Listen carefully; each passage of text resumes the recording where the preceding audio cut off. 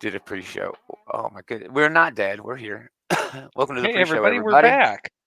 We are back Hey, we're here. after We're a alive. long winter's nap. After a long winter's nap. Yeah, I was Um, sleeping the whole entire time. Didn't do nothing. yeah, right. It's like a coma. But yeah, we just had so. I mean, even last night, we didn't do a show last night. We were supposed to. My wife made some impromptu plans Saturday afternoon and neglected to tell me until Sunday morning ish. Um, yeah, and it was still like holiday people, family and friends who just hadn't seen us, over the holidays, wanting to come by and see us, and they did, Yeah, and it I was sucked. It was I was okay. still recovering from our daughter's birthday party, so Oh man, she got a birthday party that or close to Christmas. That's gotta suck. yeah. You But know it's what I just mean? far. It's far enough away from Christmas where it's just like it's not like it's like a I mean, week for after. you having to buy shit, Yeah, that's the problem. I yeah. don't give a damn what the kid feels. Sorry about your luck, but yeah, man, that sucks. That sucks. So, how was your holiday, Andy? Good. It was a good holiday. You Good. know. And the first holiday in the new place, that had to, Yep. be New. nice. Where Yep. to set up your tree, in the new, you know what I mean? All that. We're getting all the logistics down and everything. Nice, nice. And that'll evolve, Yeah, over the it will. years. Trying Yeah. to figure out where all the lights go outside, where the tree goes inside, and Right, all the other right. fun stuff. So, Did you get anything cool or give anything cool that you want to mention? I got a ladder so I could start doing stuff on the ceiling of the house, Dude, sometimes that's the shit, that and you then I want. can go to I the got a roof. I got a can of compressed air for Christmas, and this is like I've used this more than anything else I got for Christmas. I've used it so much to get action figures, and Yeah, clean shit up. Yeah, dude. Yeah, yeah. But just the little things. Yeah, yeah, it's just been kind of where it's just like it's another holiday. It's just a holiday where it's like get the kids a bunch of stuff, they have fun, then get my stuff afterward. exactly, dude. And my kids are old, and my daughter is so autistic she doesn't even give a shit. She just doesn't care. So yeah, we didn't do anything. They got money and stuff. We ate a lot, went out to eat a lot, and really spent our money there, like enjoying the time together. That was really what this Christmas was all about, dude. Yeah. But I did get some cool action figures. I got GI Joe Classified, the Jetpack Troopers, which are dope. I got who did I get? A Recon. I got a Zorana. I got what else I get? Oh, Taylor wasn't here. I got a can of air. This is probably what I've used the most for my Christmas gifts. But was able to get my wife, the amazing Amanda, a Lego set. It was a Harry Potter Lego set. She's Ravenclaw or whatever. How the houses work. I don't know. I'm Slytherin, obviously. When I took the test, and my wife just laughed her fucking ass off because she's like, "Of course you are." I'm Um, Hufflepuff. oh, see, that makes sense. That actually really makes sense, Andy. It does. Um, but it's almost like it transforms, right? It like opens up from the house emblem. It opens up and it's like a play set of the common area for that house. And they got all four of them. And she's like, that was so much fun. Like she hadn't put Legos together in years. I hadn't, really put a whole set together in years. I have some that I fiddle with every once in a while, but yeah, it was real fun.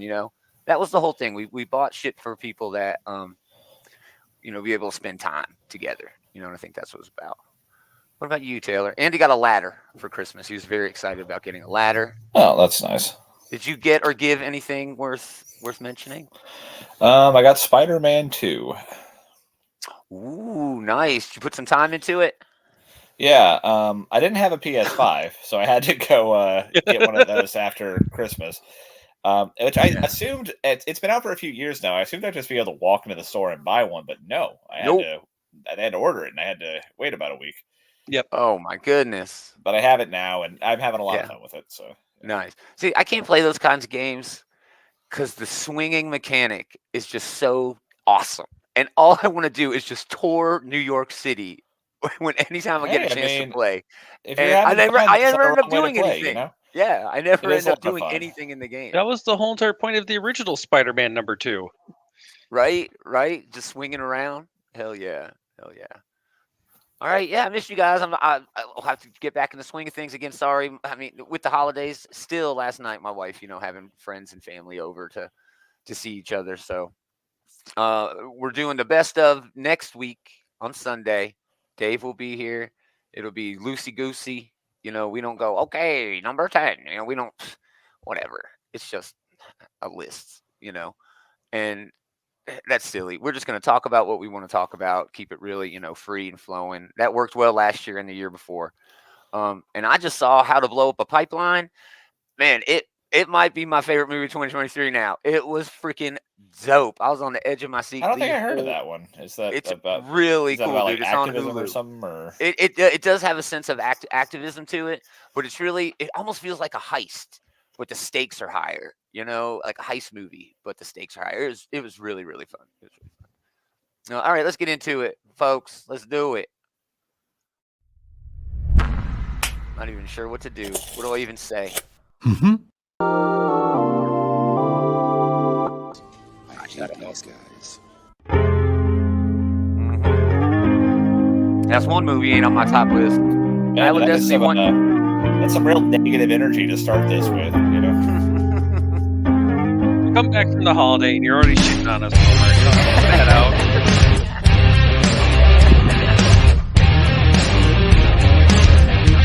Man, it is a damn good week for comics. Y'all in the right spot. Greetings, that's geeks. good to hear. Welcome back.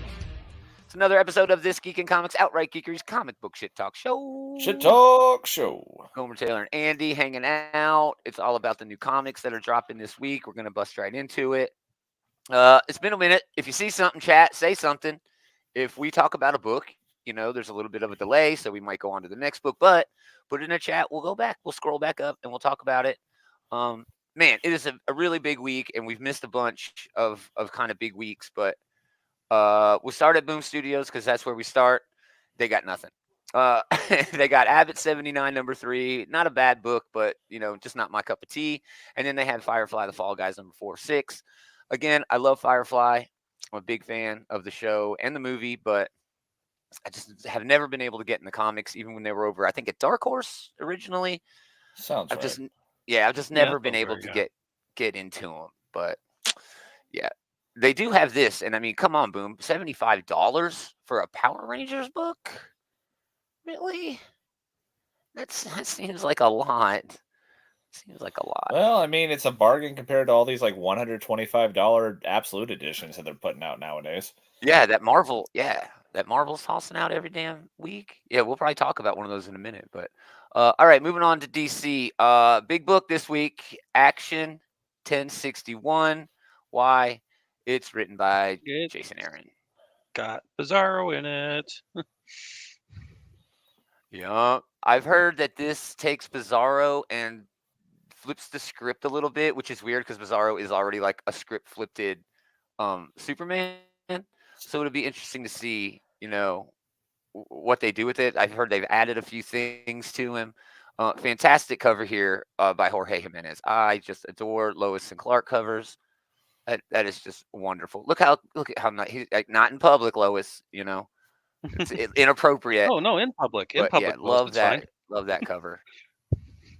Yeah. I mean, Superman could fly them somewhere private. But yeah, real lots of quick variant if covers. you needed to, you know.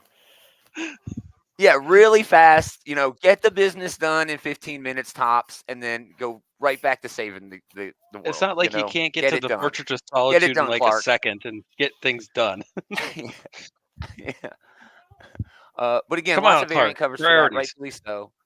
It's Jason Aaron writing Superman. So if I can just say this, Jason Aaron went from basically doing nothing to writing both Batman and Superman at the same time at DC Comics. Just saying. Okay? Just saying. He was off the charts, you know, off the radar at Marvel, wrapping up his Avengers run, which I'm sorry, it was good, but in terms of stuff that Jason Aaron has written, it's way down the list, you know, of his best stuff. And he did that Punisher book, and that dropped off, you know. But man, how about that? Jason Aaron, I think that's a big deal. Punisher and the Avengers book, but that being said, yes, it is a big deal for Jason Aaron writing Superman and writing not like the Batman book, but like an offshoot of Batman. Well, he's That not is- writing the Superman book either. It's action. Well, but still, it's a little Well, different it's a because like Superman book. It's Superman Action adjacent. Comics is like it has that name recognition. Like if you know, prestige. It's prestige. yeah, it was the debut of Superman. It is a book that has some weight to it. Yeah. So yeah, very fun. Very much looking forward to see his take on not only Superman, but Bizarro, Lex Luthor, the whole shebang. Definitely looking forward to it. Yeah, Yeah. it'd be a good book to read. Yeah. Batman and Robin hits issue number 5. That book is really kind of losing, some steam for me. It's time to feel old. Batman Beyond number 1, 25th anniversary facsimile edition. Fucking hell. 25 Wow. years Wait, of Batman and Beyond. look, and Batman Beyond happens in how many years from now? 11? Oh no, 15? Yeah. I mean, it's 15? now closer to the time when Batman Beyond is actually going on. 15 years to Batman Beyond, everybody. Yeah. The debut 25 years ago. Everybody feel old instantaneously. Let's go. But man, Batman Beyond as a show, dude, it was like the perfect successor to the animated series. It was amazingly good. Yeah, That is arguably the best like Spin-off. I next think you have to call generation it of a superhero story. Yeah. It really feels like a spin-off, like Frasier and Cheers, that sort of thing. Yeah, it definitely was a good follow-up to the animated series, and it kind of did tie in together with the Justice League animated series back then, and Static Shock, and all the other DC animated series back then, where it just kind of like started branching out after the end of Batman. Well, yeah, the DC animated shit was, awesome. But I'm just saying, like, even beyond just like animation, like I can't think of another superhero story where it's like this is like the future iteration of the character that is better than this. I mean, Spider-Man 2099 I know has its fans, but to me this is the one to beat, Yeah, and 100% agree. But like Andy was saying, in the terms of like DC evolving their animation, Batman the Animated Series like almost felt like lightning in a bottle, but Batman Beyond proved that it wasn't. That they were just that damn good at making this sort of shit, Yeah, because they're just like, okay, we had this, let's do it again, but now we have this other thing to do, and they just kept on like piling on and piling on and piling on.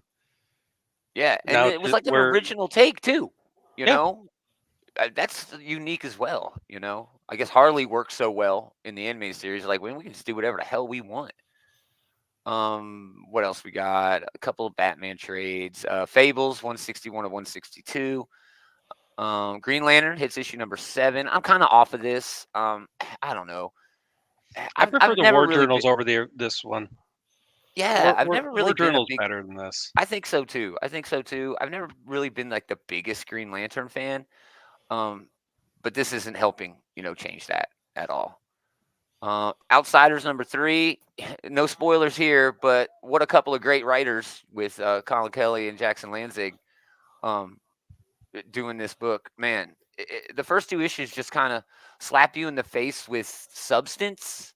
I mean, I don't know. Is there some reason they can't just call this book Planetary? Because it's just planetary. That's exactly right. It's just planetary. Why do we need this, inside or backdoor sort of way into planetary?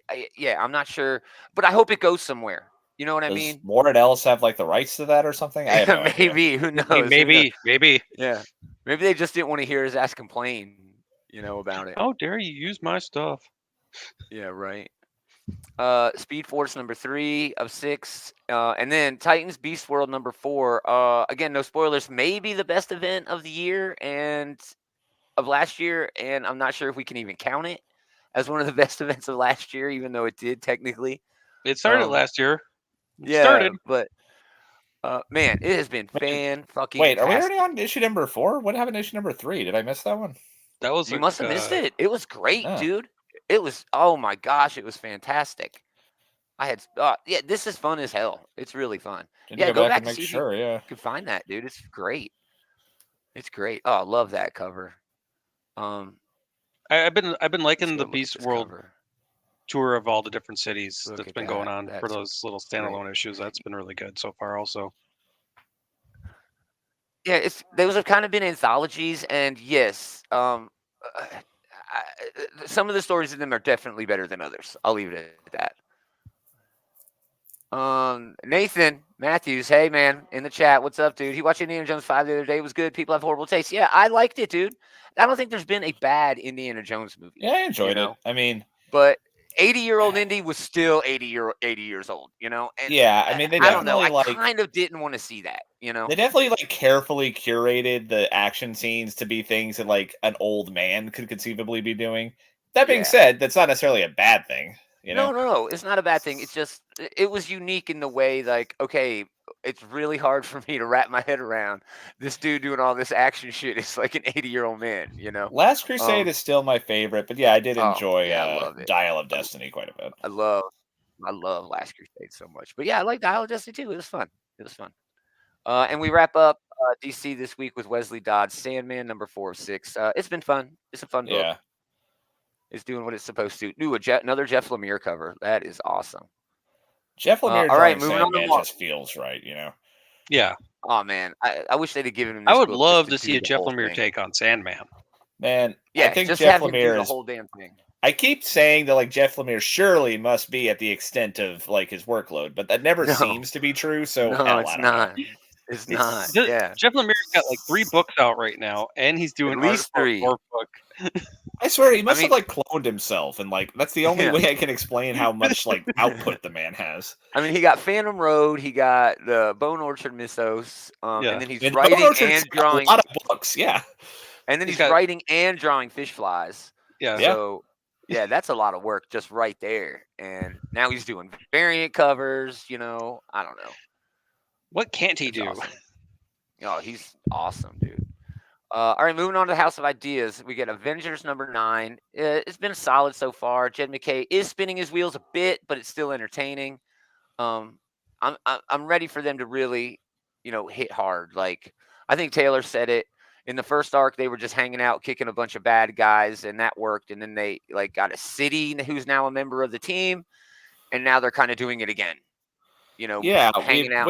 We went from like they're fighting like a quirky mini boss squad to immediately fighting another quirky mini boss squad, which I enjoy those types of stories. It just seems like we maybe should like do something else for an arc. I don't know. Whatever. Yeah.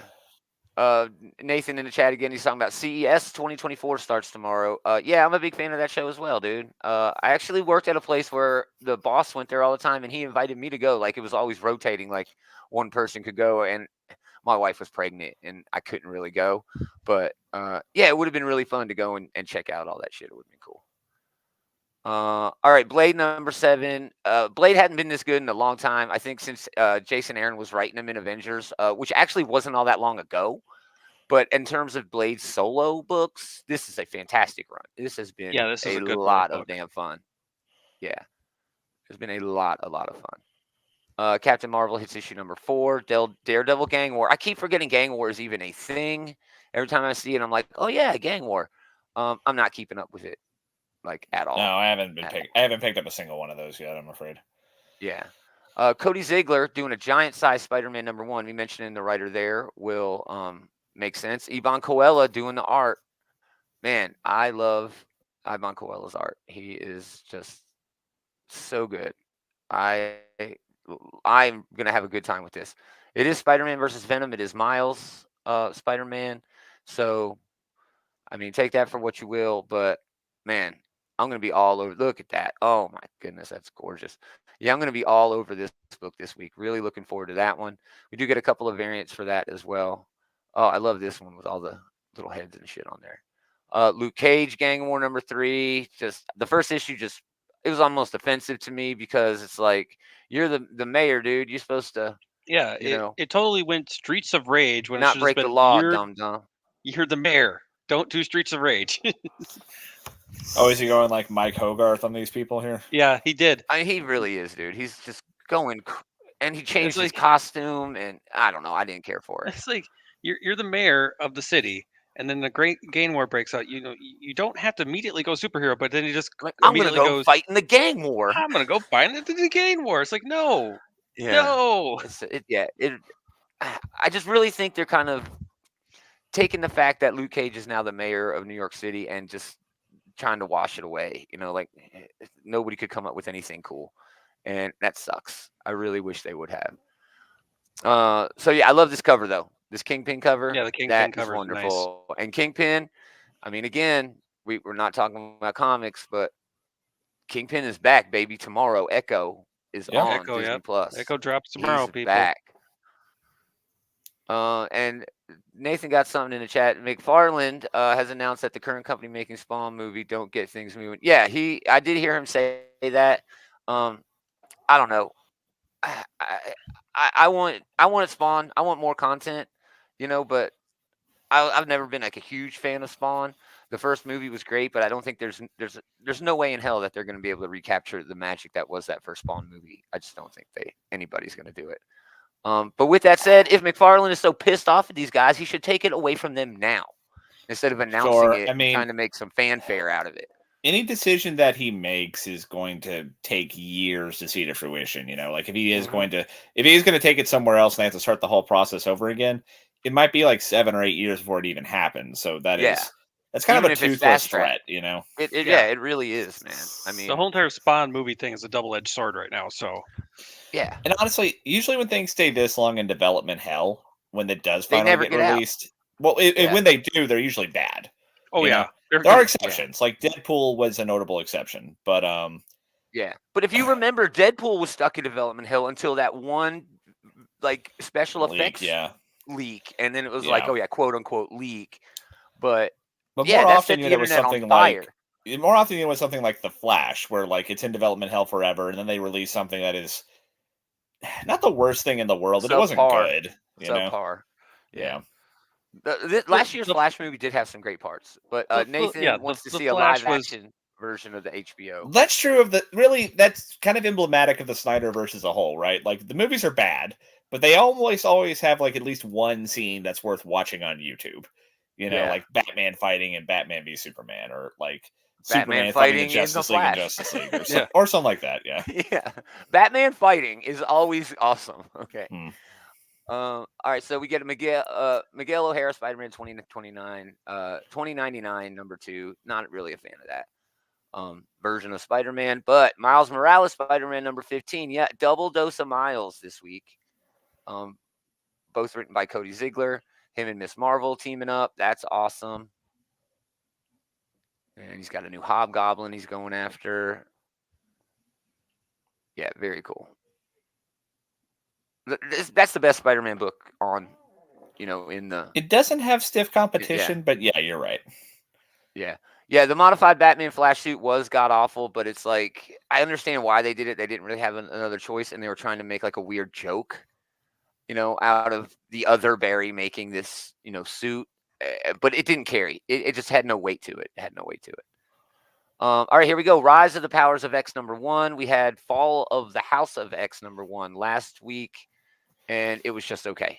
It was a lot of build-up. It was teeing up a lot of other stuff that's going to happen. Yeah. Yeah, but I didn't feel, and I was saying this to Andy even before we went on to the pre-show, that I didn't feel the same way after reading Fall of the House of X after I did of House of X when Hickman wrote it. You know what I mean? I was like, holy shit, give me, more. When I was like, what the fuck? It's kind of like a waste of pages. I don't know that that's a fair comparison because, it's not only are we talking about Hickman, but also exactly all that stuff where it was starting at the Krakoa age, that was a bigger shot in the arm than maybe the X-Men have ever had, or at least for a very long time have ever had, So you're right. It wasn't going to live up to that. But I'm still excited. I'm still definitely on board for all these for all these X-event things that they're doing here. Looking forward to this one too. Yeah, me too, man. Lots of cool variants for that. Sensational She-Hulk hits issue number 4. Sentry hits issue number 2. I totally skipped the first Sentry book through the holidays, man. I'm gonna get back and see if I can find a copy of that. Spider-Gwen Smash. Didn't the first one? Didn't he like spread his powers around to other people? Well, I don't know that he did it, but his powers have been spread around to other people. Yes. Yeah, it has. Yeah. Star Wars hits issue number 42. Dark Droids is over. It ended exactly as you'd expect, kind of a whitewashing of the whole event. Like, it's gone, It just didn't really happen, Just didn't really happen. You gotta keep the status quo. Well, all this stuff is happening in between already established continuity. So you got to be kind of careful to not say, well, why didn't they just do this in Empire Strikes Back then? You know, I don't know. I get it, but it doesn't make sense to me. A lot of different variants for that, including just this basic Star Wars logo. That's dope. Yeah. That's a cool cover for a comic. Just a logo Yeah, I mean, it's very variant. I like iconic. that. Yeah. Yeah, I like that. We get Mandalorian season 2, number 8, which is literally a comic book adaptation of the damn movie or of the shows. I don't know who we get that's for, but it's not for me. You know. Yeah, I don't know who that's for either. We do get Thunderbolts number 2. Again, no spoilers, but it is written by Colin Kelly and Jackson Lanzig. They have Basically, written some really good of their stuff. Cap run. Yeah. Yeah. Yes, they have written some very good stuff in the past 12 months, and I will leave it to that. But inarguably the biggest book at Marvel Book this of the week. Ultimate Book of the Spider-Man week. number 1. Hickman, Chichetto. I mean, here you go. Yeah, I Here mean, you go. regardless of any other context, even if it was just you told me Chichetto is drawing a Spider-Man book, I'd be excited. Mhm. If you just told me that Jonathan Hickman was writing a Spider-Man book, I'd be excited. Yup. But yeah, this is If you told me there was a new version, a clean slate version of one of the most legendary, iconic characters of all time, I wouldn't care who was writing or drawing it. I'd still be interested. Yep. Yeah, And it's now all it's all those 3 of things, those. you know? Yep. And now it's all 3 of those things, man. I really like how you get just the down home life here. You know, he's just a dad that he goes out, you know, gets some breakfast with his kids. I mean, it's really just kind of what you'd expect from a Peter Parker who skipped one more day, I guess. Is that where Hickman's head is at here? You know? Well, we know, of course, yeah, that this I'm is stoked. like That's evil Reed made sure he didn't get bit by the spider, and so this is what his life would have happened if, like, he had. Well, maybe not the way it would have happened in the 616, but it's the way it happened here, right? Looks like he still ends up with MJ, and you know he has a family. It's all nice and sweet. It looks like he's got 2 kids. One might be Ben, and one might be Mayday. I hope it's Mayday. I love Mayday as a character. I love that cover. Yeah, that's what it looks to me. Ben and Mayday. Yeah, great J. Scott Campbell cover here. He has done some of the most iconic at least expensive Spider-Man covers of all time. I mean, I could literally sell like 2 or 3 of my J. Scott Campbell Spider-Man covers and go buy the PlayStation 5 that Taylor was talking about earlier. You know what I mean? Yeah. I love the this wedding too. day one. This is always also iconic. Yeah, they have done this, you know, on multiple covers, multiple different ways, and it is just awesome. I love that. I love that. So yeah, the big book, Ultimate Spider-Man. Another big book, probably Wolverine number 41. Wolverine's always awesome. Ben Percy. We got Corey Smith and Jeff Shaw doing art on here, and Ben is teaming up with Victor Lavalle, who did the Sabretooth book when Sabretooth kind of got pushed into Krakoa, you know, and they went and looked into what he had going on when he was, you know, doing this thing in Krakoa, and it's Sabretooth War. Sabretooth War. I mean, I was going to get it anyway, just because, you know, Ben Percy's Wolverine run has been, you know, fucking amazing. Yes, it has been. Yeah. But yeah, this looks like it'll be a lot of fun. I love the collaboration that we're seeing here. Yeah. Yeah. It kind of feels like they just left them to go do their own thing. Like Ben Percy has sort of earned that credibility, earned that clout, and can just do what he wants. Sabretooth is the most iconic Wolverine villain. There are no others. You know, I can't name another iconic Wolverine villain. I mean, there is one guy, but basically he was just Sabretooth. You know, I mean, if we're counting if we're saying like Wolverine specific and not just like X-Men villains like Magneto or something, then yeah, definitely Sabretooth. Yeah, Sabretooth or Lady Deathstrike, and that's about it. Oh yeah, Lady Deathstrike would definitely be the one you could argue. Yeah. You get 2. Yeah. No, you're right. But yeah, and I love this. It's the most violent Wolverine story ever told. That's bold. That is bold. Yeah, there's been some violent ones. There's been a lot of. I bet Percy could pull it off. I bet he probably could, and that is something like a high bar to set. But I'm just on board for whatever Ben Percy wants to write for Wolverine. You know. Yeah. We do get this Greg Capullo cover. There is a rumor that Greg Capullo is coming back to Marvel after 25 years, I think, 20-some years to do some art. And it's Wolverine, and it's going to be Wolverine, Yeah, which it's is been very exciting. wow. Very exciting. Ben Percy and Greg Capullo doing Wolverine. They can charge $8 for those books. I'd still get them. So yeah, huge week from the House of Ideas. Really big week. Dynamite has some of their typical mainstays, but they do have Disney villains Cruella de Vil. Sounds dumb. It does. I get But it. their It villains sounds run has been really great. ridiculous. And it's Sweeney Boo, writing. Marani Puglia doing the art. I'm stoked, dude. Because yeah, just like Andy said, these villains books have been really fun. I mean, they have been a whole lot of fun. The Scar one was great. They have a Maleficent one that's out. It's pretty good. Cruella de I Vil don't. is like a character who's on like a high swing right now because of that Emma Stone movie. They're talking about doing another one of those. So yeah, there ain't nothing to lose here. Yeah, don't sleep on the villains books that they've been putting out over there. They've been all really well done. Yeah. So yeah, that's basically it. We do have a Jennifer Blood book, but all right, moving on to everything else. This is what Dark Horse. This is Image. This is Ablaze. This is AWA. I mean, there are so many different publishers that should have their name up on this page, and for some reason, they just don't want to do it. Acid Chimp and Business Dog. This is a Mark Russell book where he's taking two characters from two different stories and putting them together in one, basically creating a Mark Russell universe at Ahoy Comics, which is weird. I'm just saying, it's weird as shit. It's weird. Adventure Man gets a second arc. It's not even an arc really. It's like a new volume, but it's going to lean into everything that happened in the first one.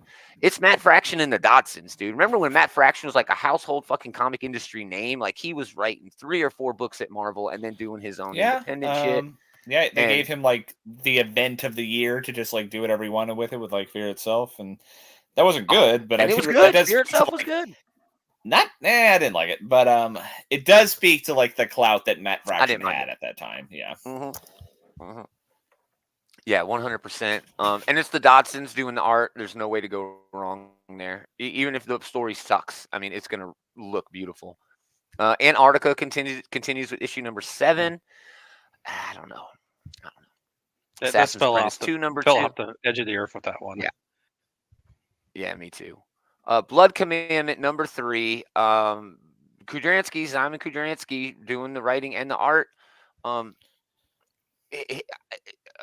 2023. One of the things that marked 2023 was all of these. Rick Remender did it. Jeff Johns did it. There were a couple others. All these artists going fully independent with their own sort of. I'm not even going to use the word imprint. It's almost like their own company, and then they're just having Image Comics in both of those examples publish the books for them. I don't know how Kudransky has not gotten picked up by one of these, groups. He's basically doing that. He's writing and drawing his own shit, but it's all him. He's got no help. He's got no backup. And I just think it would be great if he was able to get into something like that, man. I think it would be really cool. Anyway, fantastic. Don't disagree with you there. Old school horror. Old school horror. Yeah. Crave number 2 of 6. This is like an app. It's sort of like a cerebral psycho thriller horror sort of thing, but there's an app that knows what you want. It uses your data and figures out what you want, but there's something else more sinister going on. We're not really sure what it is. The first issue did a lot of setup and everything like that, but it was intriguing. I was compelled. Sounds like an episode of Black Mirror. It does. Yeah. It really does feel like an episode of Black Mirror. That is a perfect way to put it. Because now I can spoil the first issue a little bit because I did a review preview on the first issue. Is that there's like what they're going to do is like the first issue was like, well, everybody's just going to get all because they're all horny co-eds in college. So what do you expect is going to happen? But then there's one of the co-eds who just goes like, make so and so say that they love me, and the app just goes, I'm sorry, I can't do that. So there's like another level to the app besides like that. Yeah. It's wild, dude. There's got to be another. So there's more to it than just that like top layer of just like, oh, you can do whatever you want. There's like, but there's other things that go on. Yeah.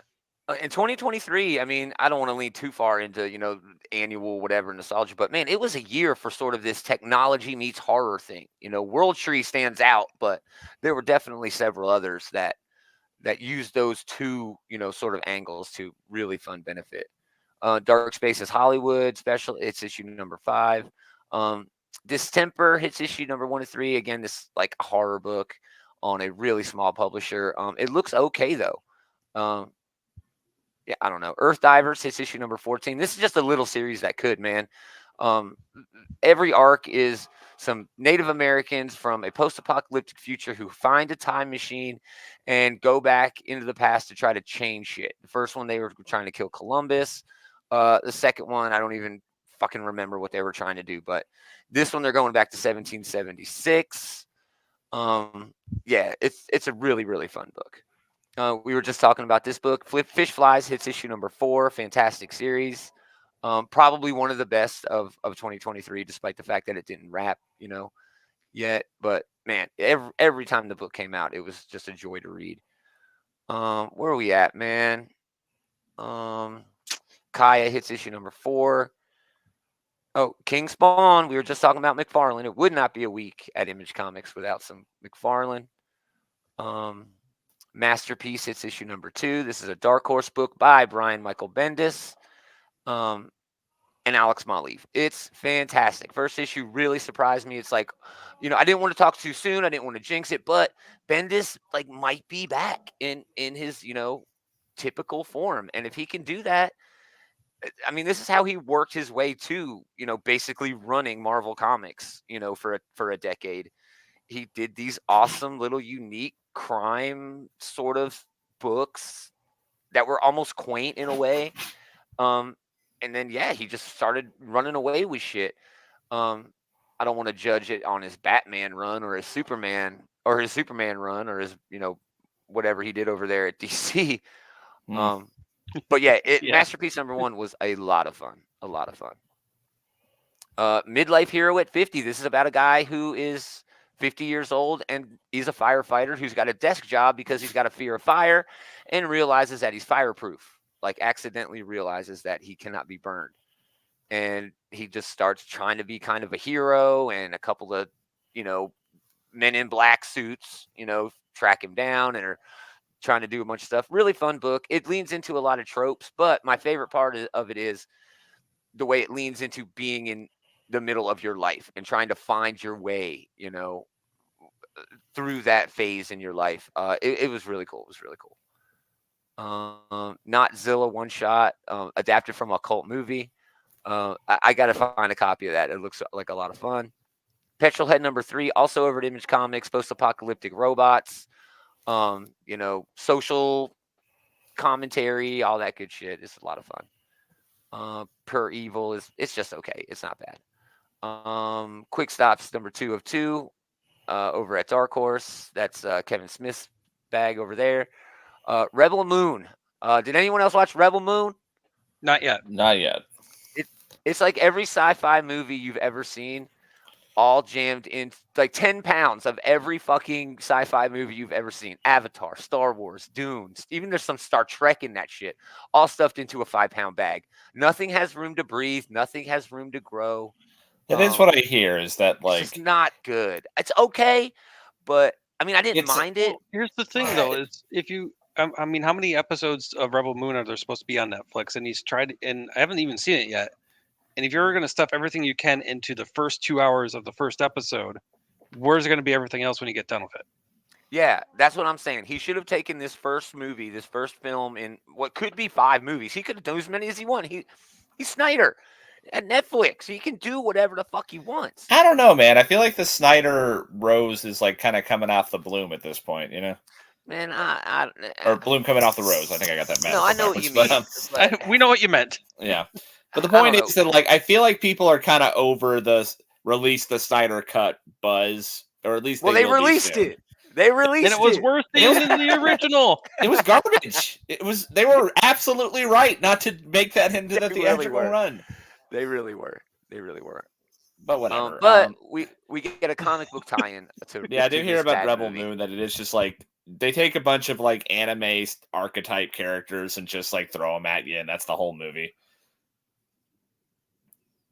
It really is that, dude. There's parts that you feel like Dune in there. You feel Star Wars in there. You feel Avatar. Like I said, you just feel like they got this badass android in it who like was all these androids were programmed to worship the king, and then like the king dies, so they just stop fighting, and they still keep him around so that they can do menial tasks, right? But they pick on him and beat the shit out of him. This android literally gets like 5 minutes. All you do is hear about how these androids are, but he kicks no ass. He does. It was weird, dude. It was weird. It's almost like this was like the first movie was like a big commercial for the second and third movie. Yeah. All right, getting to That's not the how you end do here. it. Strange New Worlds score. Go ahead, Andy. Go ahead. That's not how you do it. You make a good first movie, then people are excited for the second one.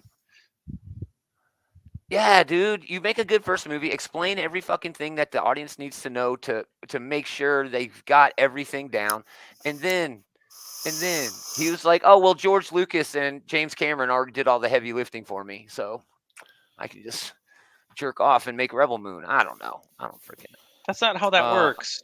Whatever. It's not. All right. It's What not. else we got? Strange New World, Scorpius Run number 5. This has been fun. It's a cool little treat for fans of that new Star Trek show. Spoiler alert: we will be talking a lot of Star Trek in the end of the year show. Yeah, most likely. Lots of Star Trek. A lot. A whole lot. Star Signs, it's issue number 7 of 8. This is Solid and Ahmed's book where people get powers from the Zodiac. Pretty cool. Pretty fun little take on that. Subgenre hits issue number 3 with a Matt Kit variant. Very That's cool. been a good book. It has. It's been fun, dude. It's been a lot of fun. Swan Songs number 6, one of my favorite of the year. Love the Shel Silverstein homage cover here. Yeah,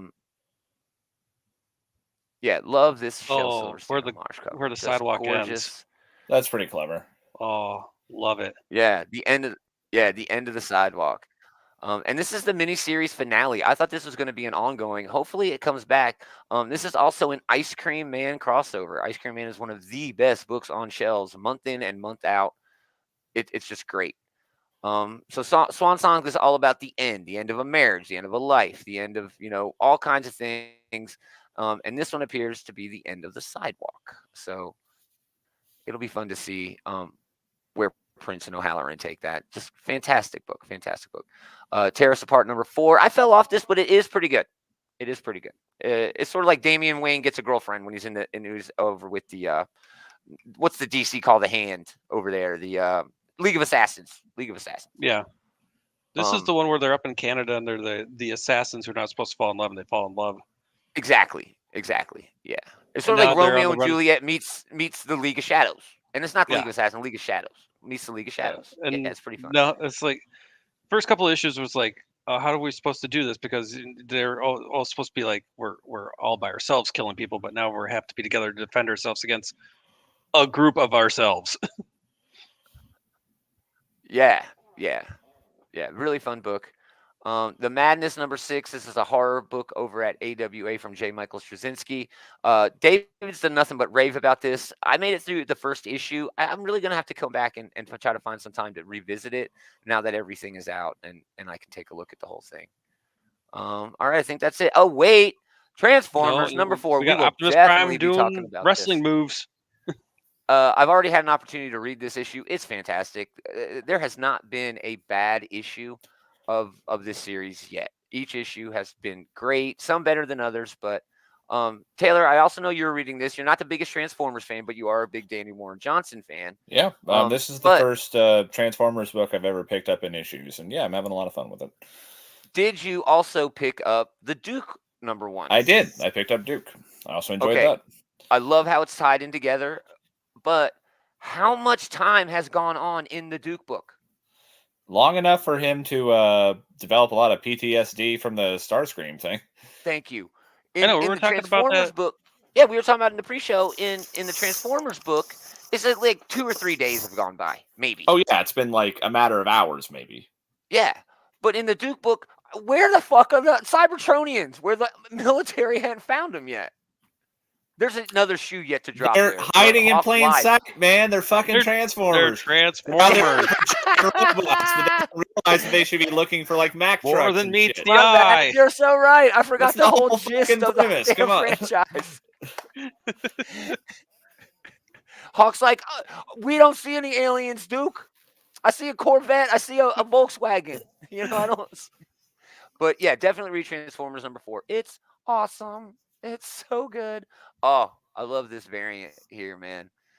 Harkening back to one of the best moments in Transformers history, where Optimus, does his run on Autobot City to go fight Megatron. Just gorgeous. So good. Is that I don't know if that's what it's supposed to be. Is that the scene from the movie where he like does like the dramatic entrance when he fights Megatron at the beginning? Yeah. That's exactly what it is. That's exactly what Gotcha. it is. Megatron must be stopped no matter the cost. Yeah, just You before got the touch. Yep. You got the And then power. Hot Rod ruins everything. We got a Usagi Yojimbo. We have a Von Bach, which is on Scout Comics. Dr. Heinrich von Bach, 19th century scientist rumored to have been resurrected from the dead by his own ungodly invention.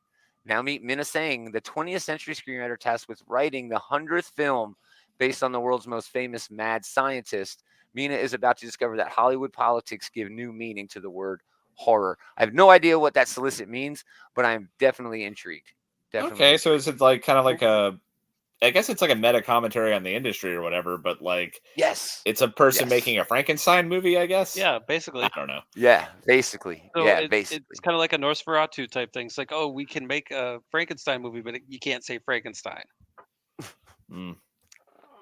I think you can say Frankenstein now. If Steamboat Willie is to be public domain by now. Yeah, if Steamboat Willie is in the public domain. No, both Marvel and DC have had a fucking Frankenstein for like 20 years, right? Oh yeah, Frankenstein's like grandson or something was like in that fucking Wolverine in the X-Men book that Jason Aaron did a few years back. Yeah. Oh, and Frankenstein's monster shows up too. Yeah, Frankenstein in DC is actually like one of their better characters, honestly. Oh, he's awesome, dude. If you're gonna do a Justice League Dark, you better have Frank show up. He's awesome, man. He is so damn fun. He's kind of like Hellboy in that, He's got that vibe, What else we got? We got White River Monster number 3. We do have that Exo Man War Unconquered number 5. Finally, Valiant Comics halfway through this gave up all of their publishing and handed it over to a different company. This has actually been a good book. It's Liam Sharp doing the art in it, and it's really good. Just saying, it's really fun. Yeah, I was kind of worried when they're just like, we're just going to give up our rights to all this and just hand it over to somebody else. But they picked it up and done a really good job. Yeah, I think so too. They didn't send me review copy. Whatever. Zorro, Man of the Dead, number 1. Always love a good Zorro book. And yeah, that's it. A lot of variant covers for that, including a Sean Murphy variant. That's nice. All right, man. Gosh, what a big week. I have to say that it's all about Spider-Man for me. It's all about Jonathan Hickman, one of my favorite writers of all time. And Marco Cicchetto, who isn't terrible, right? Doing a fucking Spider-Man book. But yeah. Yeah, doing a Spider-Man book that is all fresh, all new in this modern era. Yeah, I mean, that's such a big deal that it kind of like it makes like Jason Aaron writing Superman go under the radar with Action Comics and the new Transformers book coming out. And Transformers and Ben Percy teaming up with Victor LaValle on that Wolverine book. And the next issue of the event book, the better of the events that are going on right now, hands down. Yeah, the Beast World. Yeah. So, I mean, it's a huge freaking week, dude. It is just fantastic. Outsiders coming out. I mean, yeah, it's going to be great. Can't wait to talk about all these books. But we're not doing that on Sunday. Typically on Sundays, we would talk about what are we doing on Sunday? And a bunch of comic news. We are having finally our best of 2023. We always wait till the end of the year to do that. I mean, some people are doing it like December and shit. What if something cool comes out, man? What if you miss out on a dope book? Well, we're not going to fall for that. So come back Sunday and hang out. Again, thanks for hanging out, everybody. Really appreciate it. If you like what we're doing, check out what the Bullies are doing. Leroy and Eli doing a show over at the Comic Book Bullies. Pop Culture, they did their best of show. And it was, again, I've been listening to these guys so long, I can basically like predict what what movies are going to be on their top 10 list. And I did a really, really good job. Trying to predict what was going to be on their list. But yeah, they just have a whole lot of fun over there. If you want links to everything that Leroy and Eli and the Bullies got going on and everything we got going on, go over to outrightgeekier.com. It's links to everything, all the media socials, all the audios and the videos and the merches and the Patreons, all of that good stuff. We would really appreciate if you go over there and check out some of the shit we do. There's also a link over there to the Facebook group, No Bullying. Go over there, go to that group. Andy's running that thing. Almost, Andy. Andy That's had a me. goal, set a goal in March. I think it was March of last year to hit 20K. And I think you were what, like 3K shy of hitting that goal and having, two kids and a wife who works and working full time. And, so yeah, bravo, dude. I didn't really even get to say, thanks for all the heavy lifting you do over there, but man, it's a great time. It was just like, man, people are really having fun. I noticed the trend going on. It's like, maybe I can do this by the end of the year. And all of a sudden, it just kind of went, like, just kind of fell off the. Well, it was Christmas too, Yeah. I don't know, but yeah, go over there, check it out, have a good time. Yeah, again, come back Monday. We're going to talk about our favorite things from last year. Thanks for hanging out, everybody. Most of all, thanks to these guys for hanging out with this guy. Still going to use that Ted Lasso. I need to find something new there. I'll figure something out. I like Ted Lasso. Well. Yeah, I do too. He's awesome. He's great. It's fun to go out. We always go out in negative, like I hate these guys. We go out, yeah, good job, Ted Lasso. Believe a lot that we had like a positive character arc there, yeah. Oh yeah. We went from Indy saying that we all suck to Ted Lasso going, "Good job, guys. Good job. You did it, guys. You did it. You don't suck. You don't suck, actually." But yeah, we are gonna do it again next time. Same geek time, same geek channel.